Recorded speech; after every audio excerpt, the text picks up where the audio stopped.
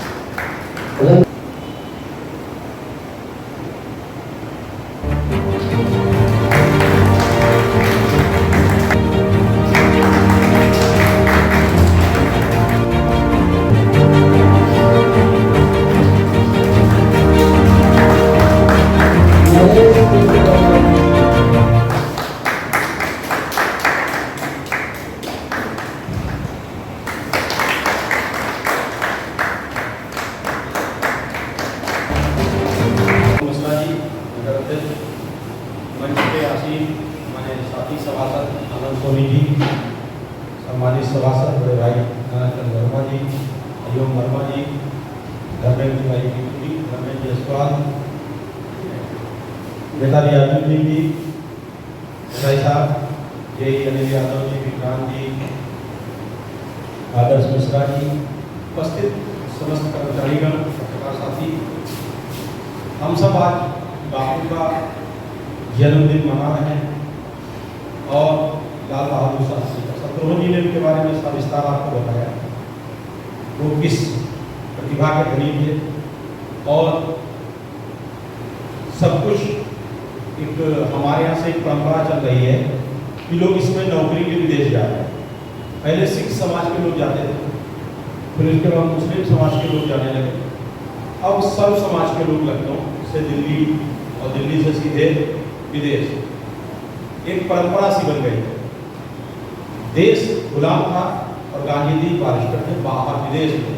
उन्होंने वहां से छोड़कर देश की आज़ादी में आंदोलन में सहभागिता की और डॉक्टर राजेंद्र प्रसाद जैसे चेहरे एक आंदोलन में, क्योंकि एक आंदोलन दूसरी दिशा में जा रहा था कि ये क्रांतिकारी हैं, इनमें उपद्रव है, ऐसे ऐसे उस समय के अंग्रेजों ने वो धाराएं भी बनाई जो हमारे क्रांतिकारियों को लगाई गई, राष्ट्रद्रोह की तमाम धाराएं, बल्कि वो देश की आज़ादी के लिए लड़े। उस समय ऐसे चेहरे आगे किए गए, जैसे बापू का चेहरा, वो पूरे देश में सर्वमान्य चेहरा था और सबसे ज़्यादा बड़ी बात है ईमानदार और बहुत सरल स्वभाव में, कोई गुस्सा नहीं, कोई कुछ नहीं।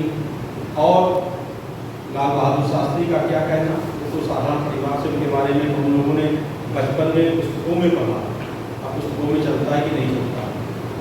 दोनों हम लोगों के लिए प्रेरणा स्रोत, दोनों से हम लोग प्रेरणा लें। गांधी जी से कुछ ना हो तो कम से कम सरल स्वभाव की प्रेरणा लें।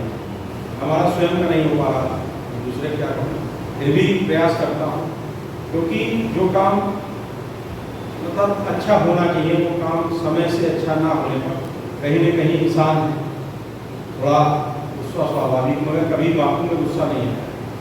कोई गुस्सा पूरे जीवन में, उनकी जीवनी में कहीं गुस्सा शब्द का नहीं।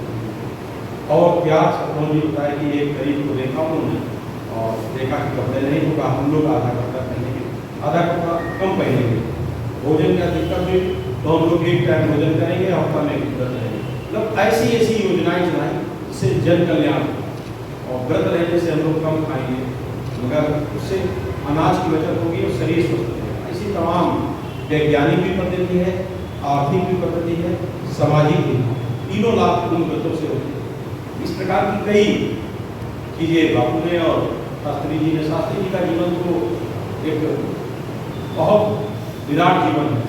हम लोग गांव के प्रधान हो जाते हैं तो उनके अंदर अहंकार हो जाता है, विधायक सब में थोड़ा थोड़ा कहीं ना कहीं ईगो आ जाता है, मगर वो देश के प्रधानमंत्री रहे, फिर भी उनके अंदर कोई अहंकार, कोई वो भाव कहीं से नहीं दिखा, उनके बारे में पढ़ी। जैसे वो शुरू में थे, प्रधानमंत्री के बाद भी उनका व्यवहार उसी रूप में चलता था। ऐसे हम शास्त्री को नमन करते हुए इसे प्रेरणा लेते और हम सब उनके बताए मार्ग पे चले, शिक्षा निवारण हुआ। जब देश के प्रधानमंत्री थे तो चूंकि सुरक्षा घेरा बहुत ज्यादा रहता है, कहानी मैंने पढ़ी थी, तो उधर से लोग प्रधानमंत्री आवास के दूरी से निकल के दूरी से जाना होता था। तो एक बार इन्होंने देखा कि लोग सामान लेके दूर से जाते हैं, तो पूछा तो कहा नहीं, ये सुरक्षा जो लगी है ये लोग इधर से जाने नहीं देते। उन्होंने कहा नहीं, ये लोग जो जाते हैं इनको सीधे से जो रास्ता है प्रधानमंत्री आवास से से होके उधर से पास से गुजरता होगा कोई रास्ता, तो कहा कि इनको जाने दिया जाए।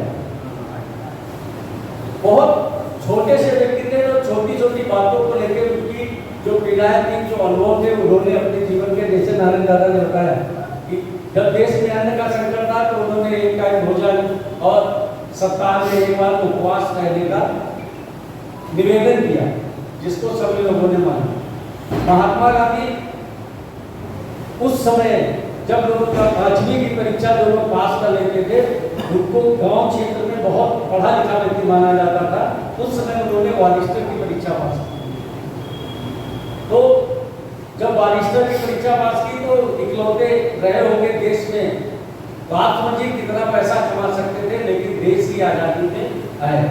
दूसरा, वाणी से कोई बात कही जाए उसका असर थोड़ा सा रहता है कि हमने कोई बात कह दी कि ये काम नहीं करना चाहिए, तो वो कम लोगों को उसका असर रहता है।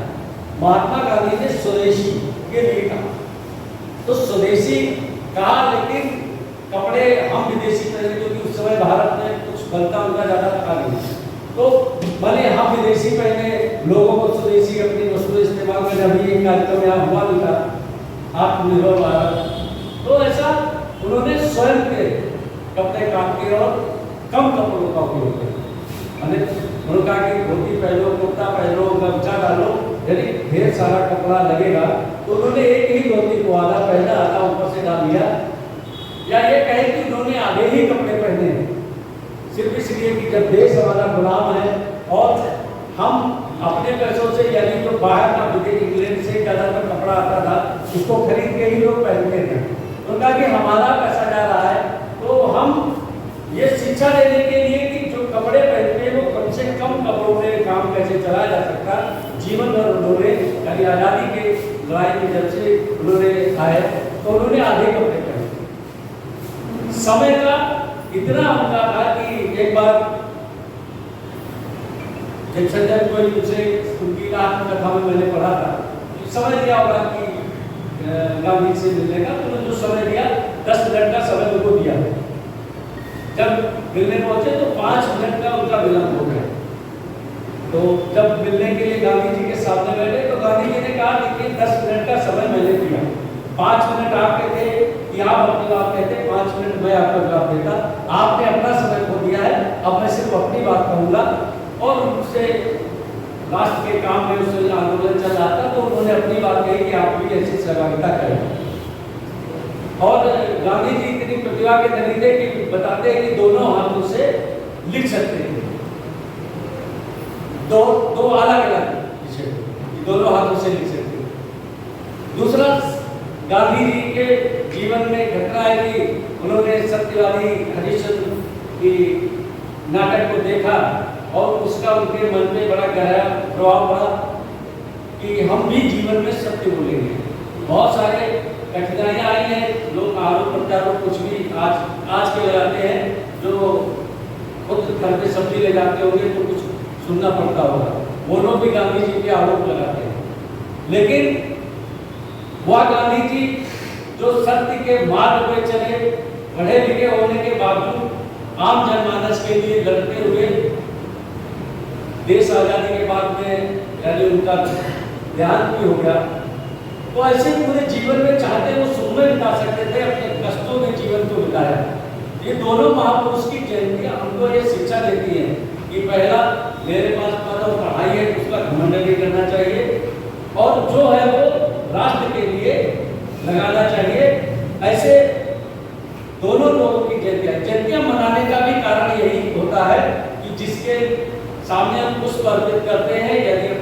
चुकाते हैं, तो इसलिए चुकाते हैं कि आपने जो काम किया है वास्तविकता में आपका नमन योग्य है और मैं भी कुछ आज से अच्छा करूँगा। तो आप लोग भी कम से कम 1 घंटे की शपथ ले लीजिए। अभी मुझे अभियान यहाँ चल रहा था, मुझे ध्यान में बोलूँगा नहीं, समय से ही संबंधित, तो कम से कम महात्मा गांधी के इस अभियान को ही ले लीजिए कि मैं अपना काम समय पे ही करूँगा। मेरा जो समय मेरे निश्चित किया गया है उस काम को मैं समय पे करूँगा और सत्यवादी वाली बात में अगले साल अगर हो सके तो सत्य भी बोलूँगा। ऐसा